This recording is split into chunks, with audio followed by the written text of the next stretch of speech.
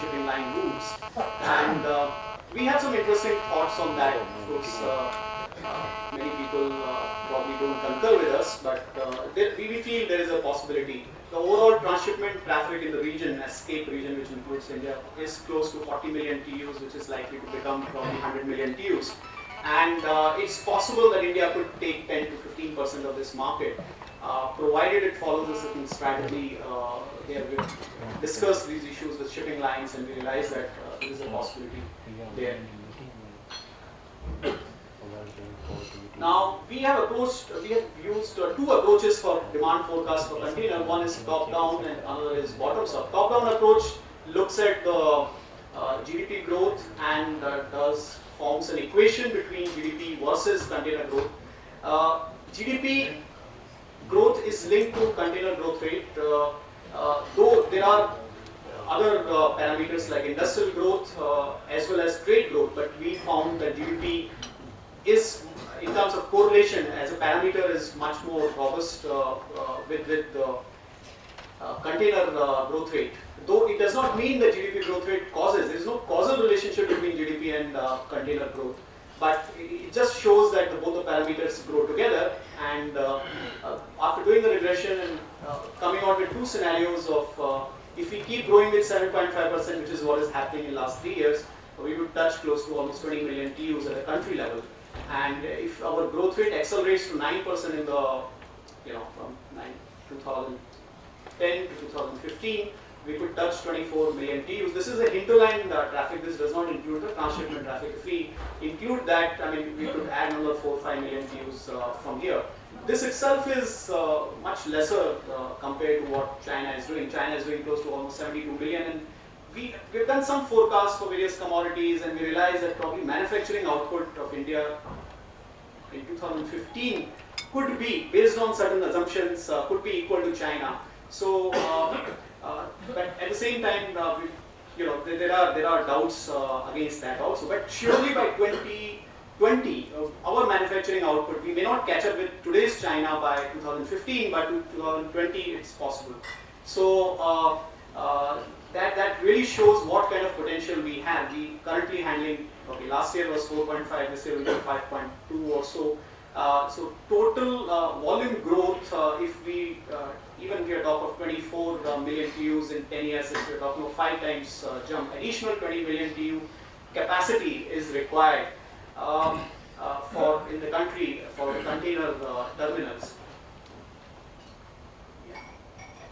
Now, this is a top-down approach, regional growth. This is the total India, and then broken up regionally. Northwest has 68% share, and we expect it to go down to 66%, while South could become higher to 27%, and East could again become higher to 8%.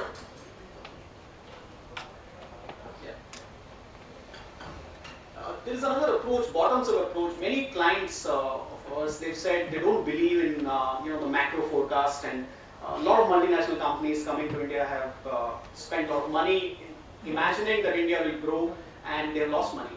So they say we would like to see at the ground which commodities are growing, which cargo centers are really picking up. We would like to calculate the logistics cost of these cargo centers vis-a-vis the ports, and then we will take a view of how India's total aggregate traffic would be.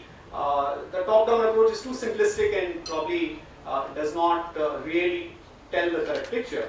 So when we use this bottoms-up approach, looking at each commodity, the major commodities which go in containers, and try to analyze their growth rates at the ground, and worked out a sort of a commodity growth rate, and then forecasted it, we found different kind of results, which were not substantially different from the top down, but yes, there were divergence out there. So if you look at it as for the commodity growth forecast, the southern share, which was increasing from 25 to 27 or 28% in the top down approach, was actually declining. Northern sector, which was 68, was increasing to almost 70%. So they were regional, because certain commodities which were there in the northwest actually were increasing in terms of the commodity growth. So we compared both the approaches. Yeah.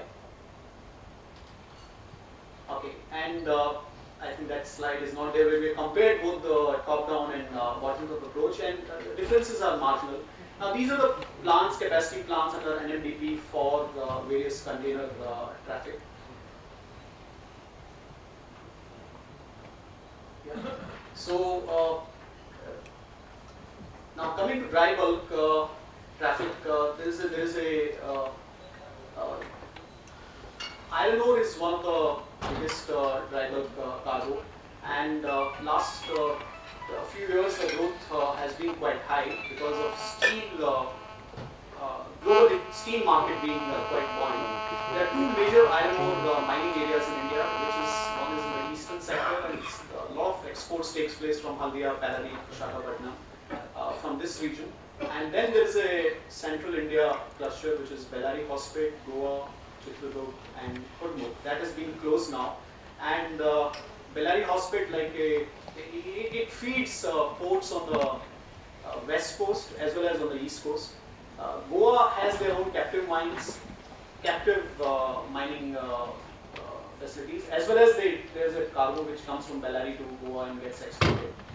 So last 5 years, the total volume of iron ore export has doubled almost on account of large imports taking place from China. But lately, government policies have been more domestic oriented, because at the same time we are adding huge steel capacity in the country, which means that some of the export is discouraged. In fact, the mining rights have been given to people who are going to set up steel making capacity in the country. So globally, we feel the total iron ore demand will remain high in time to come. But at the same time, India may not really increase its export as much. So these are some of the connectivity of from the various ports, rail, road, iron ore connectivity. Okay, currently we are exporting close to almost 78 million tons, while by FY10 we assume that will become 98. And by FY15 it could be 133 and 139, depending upon is a base case and up case. This 78 used to be around 36 million ton 5 years back. So there is a large export which has started taking place. This some of the breakup of iron ore, and you can see that this, of course, a grand total includes both coastal as well as export. So coastal is close to 16, so total port traffic is 24 million ton. And this is the sort of growth that we expect. So iron ore, which was a major commodity for dry bulk, is not going to be that much for next 10 years. Coking coal, which is required for steel making, we feel that's going to increase substantially because domestic steel making capacity is increasing quite rapidly, and which means India's total production of coking coal is not much. So the total demand by 9-10 could become 42 from currently 21, and then get into 52 or maybe 61, depending upon the two scenarios that have been taken into consideration. Thermal coal is again one cargo which is likely to show a large increase because of power shortages in India. There are large super thermal power stations being set up on the coast, as well as the existing power stations are being. In fact, one of the surprising things we found was even some of the power plants on the pit head were importing coal, like Culture, NTPC power plant was importing coal because some of the linkages which the Culture had for the southern power plants, they were there, and they could not supply, those mines could not supply the coal to. So thermal coal outlook is that going forward 9-10 from 43, this could become 77 and then increasing it to 160.